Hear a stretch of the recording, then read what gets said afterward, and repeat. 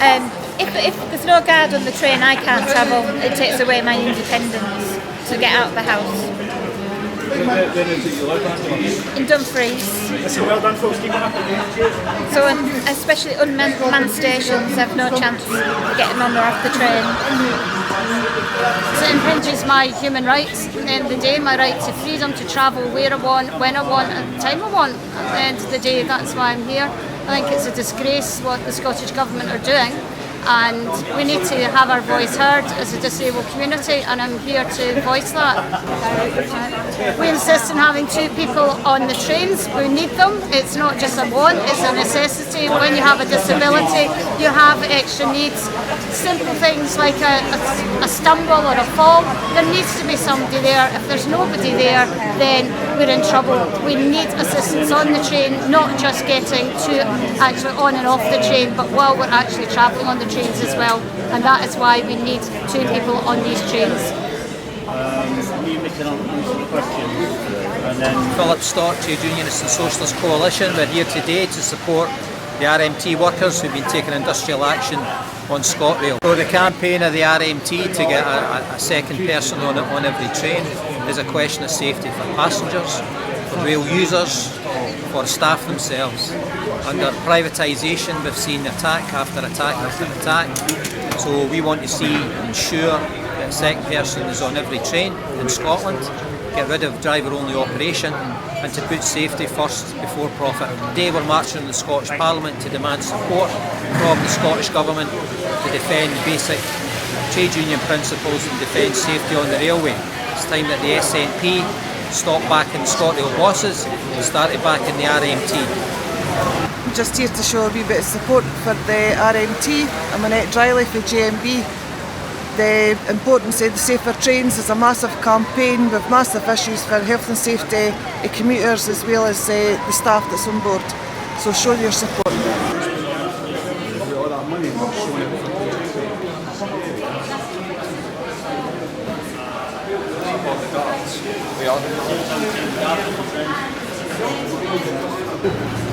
We're coming for you! We're coming for you! Nicola Sturgeon, we're coming for you! And Humza too! And Humza too! And Humza too! Humza Yousaf, we're coming for you!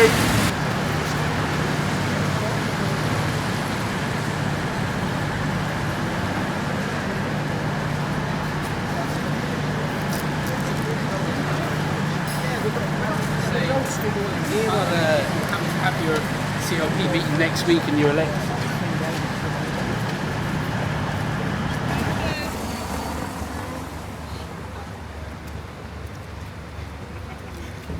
We're just saying no to DOO!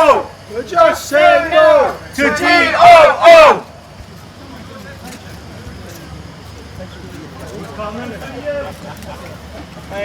You shouldn't have maybe said that. No, I got a thing in the bus there. There's another couple I'm going to see about coming out. Just say no to DOO!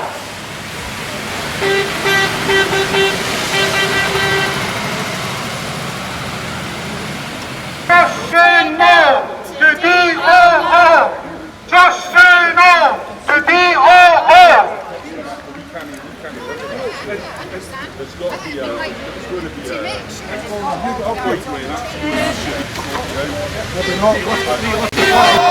We're coming for you! We're coming for you! well, Humza Yousaf, we're coming for you! And Nicola Nicola too! And Nicola too! Nicola Sturgeon, we're coming for you! We say no! to DOO! To DOO! We'll say no! To DOO! We'll say no! To DOO! Keep it up on the train! Keep the train! Open the doors. We're coming for you! We're coming for you! We're coming for you! Nicola Sturgeon! We're coming for you! We're just saying no! To DOO! We're just saying no! To DOO! We're just saying no! said, we're just saying no. To DOO. We're just saying no. To DOO.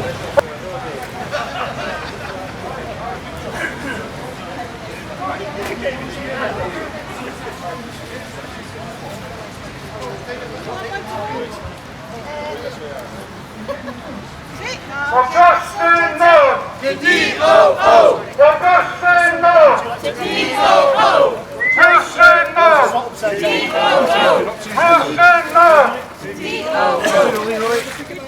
Keep the guards on the train. Keep the train safe. We're coming for you. We're coming for you. Nicholas Sturgeon. We're coming for you. I'm Humzatu. We're coming for you. Nicholas Sturgeon. We're coming for you. I'm Humzatu. I'm Humzatu. Humza Yousaf. We're coming for you. We say no. To DOO. We say no. To DOO. We say no. To DOO. We say no. To DOO. We say no. To DOO. Pauline, I'm Liz. I spoke to Keep the guards on the train. Keep the train safe. This is all about your safety and the safety of the travelling public. We're saying no. DOO. Angela, I'm going to have a word with you as well. I know you're all rushing to go in, but I want to catch you before you. They deal with health and safety. They help people not only in wheelchairs, because there are lots of different disabilities, visually impaired, steering, learning difficulties, spending all the money on the stations, spending all the money in the trains, and then they're stopping us being able, the disabled community, to actually access the trains. It's crazy in my mind. So that's why I'm here today. I feel very strongly about it. The Scottish Labour Group and also the Scottish Greens, so thank you very much for coming out in the weather and braving it. Just to say that this campaign has now taken a new dimension. We're calling for a review of existing DOO services in Scotland because the campaign against the extension of DOO threw up a number of issues about existing DOO services, including the fact that around 7,000 trains in Scotland are estimated to be running with no second person on at all.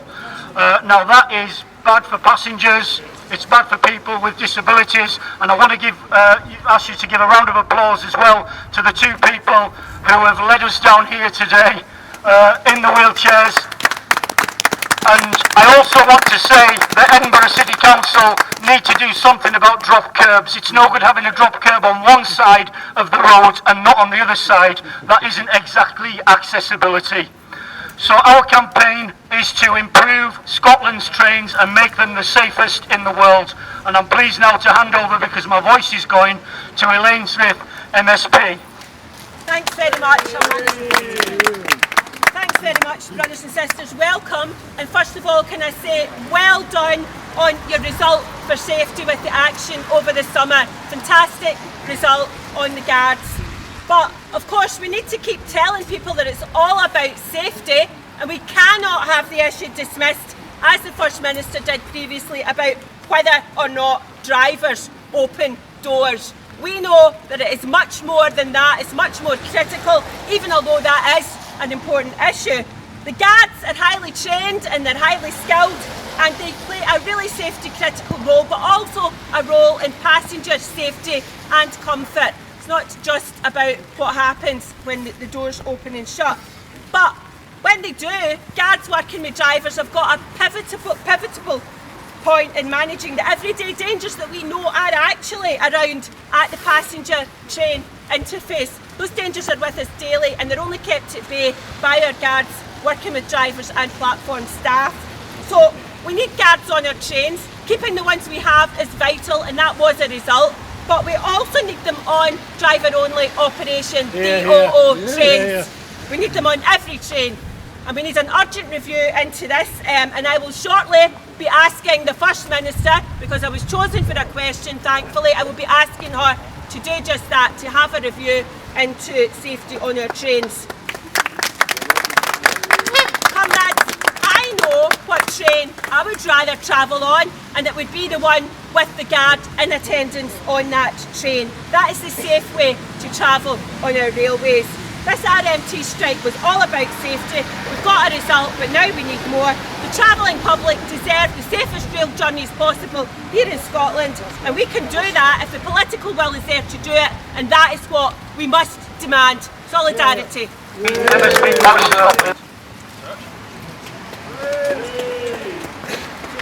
Thanks very much, friends. I won't keep you for long in the rain. I know a number of people are heading inside in a minute as well. Just wanted to say, yet again, it is the RMT showing that when you organise together, when you fight, you actually win. We stand out here on a regular basis with comrades from across your union, whether it's on the CalMac ferries, whether it's your own driver-only dispute. Yet again, it is the RMT showing that when unions organise and fight, they win. I don't just have a message for the people in here, I have a message for my colleagues inside in other parties. It's not good enough just to listen to ScotRail management, especially when they're telling us one thing and then saying another to each other. The problem is, when they accidentally attach their private conversations to emails that end up coming to the rest of us, the game is up. We know what their game is. It's not in the interests of passengers, it's not in the interests of staff, it's certainly not in the interests of union members. And I am so glad to be here with you today for this fight. The Greens will stand with you all the way in this fight. I just want to say a huge thank you to every single one of you who has shown that when unions come together, organise and fight, we can win, and we will win on this one as well. Thank you very much.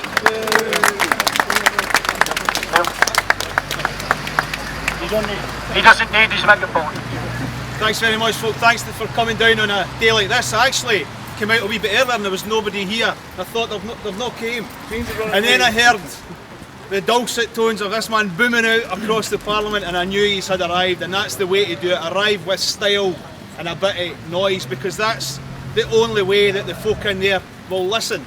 If you come down quietly, nobody knows you're here, you go away and it's all swept under the carpet. Well, today, Elaine, we'll have our question to the First Minister and listen very carefully to the answers to that, because this is about safety. My brother's a wheelchair user. The way in which he can't use, like these people, can't use the railway service is a disgrace. And it's going to get worse if we move to this system. And it's going to be dangerous for women and young people travelling at night. And it's going to be dangerous for your staff. And the whole system is going to be undermined. But what concerns me more, I think, is since Abellio took over, it is the culture of management within that organisation, and particularly the person at the top. We know what his game is, what he's been brought in to do. And I'll tell you what, we should be watching him like a hawk, his every move. I do not trust him 1 centimetre on anything. So, I'm very pleased you're here. I wish you all the best, and you will certainly have support from many people across the labour movement and across the trade union movement. Let's move on further. Let's keep it noisy. Let's keep in their face, because it's the only way we're going to win. And I'm proud to be associated with a fighting campaigning trade union like the RMT. Just say no! Just say no! Just say no! But now we have to say yes to get through the security clearance in time for question time. So we've got to... Creditable, but useless if disabled community cannot actually access the train. So fancy toilets and fancy carriages, great, but if I've got to wave bye-bye to it, it's no good to me. Staff training in particular with regards to passengers who have speech or communication difficulties, this is still a pertinent point, I feel. You cannot train someone to understand speech impediments.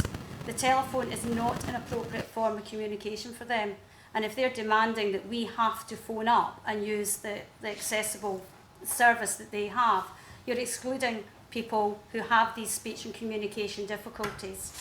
Assistance during emergencies talks about on-board staff providing assistance.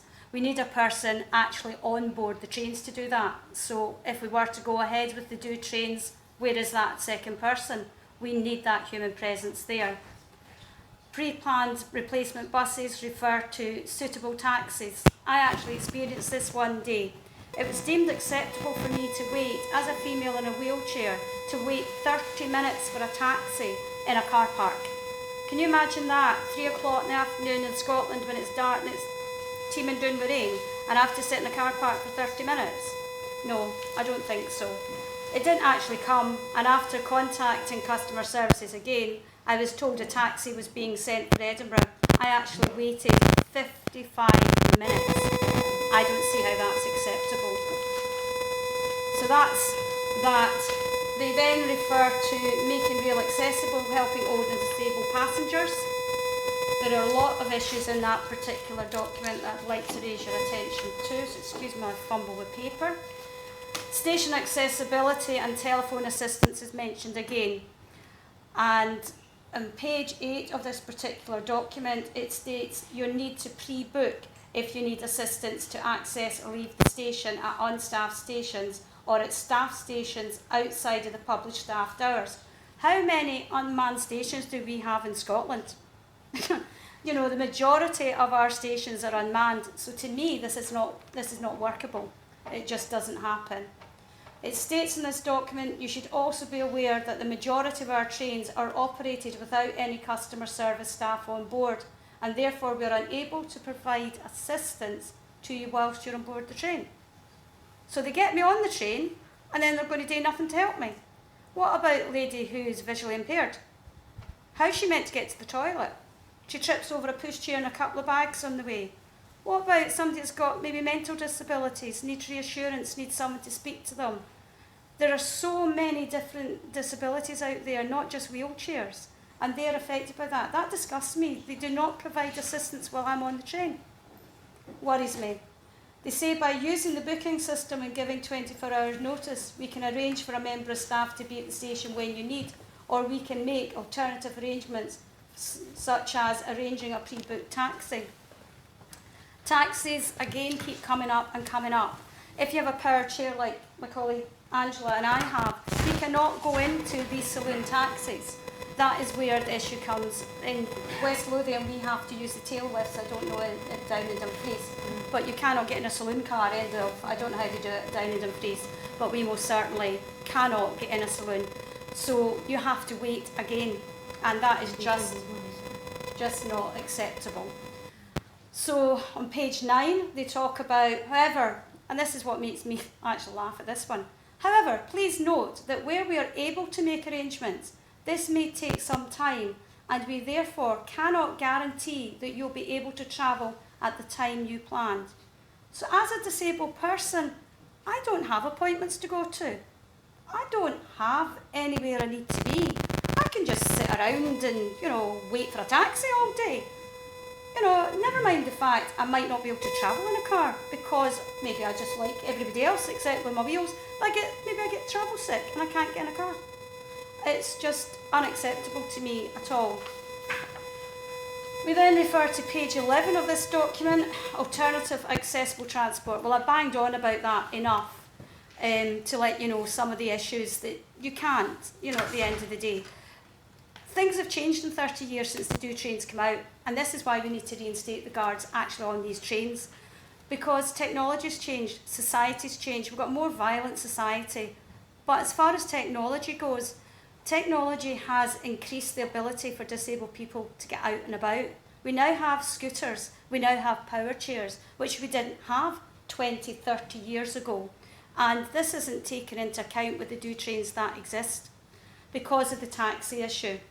It states on this page 11 as well that they will actually convey you from the nearest or most convenient accessible station, or sorry, should I say to or from, so you can make as much of your journey as possible by train.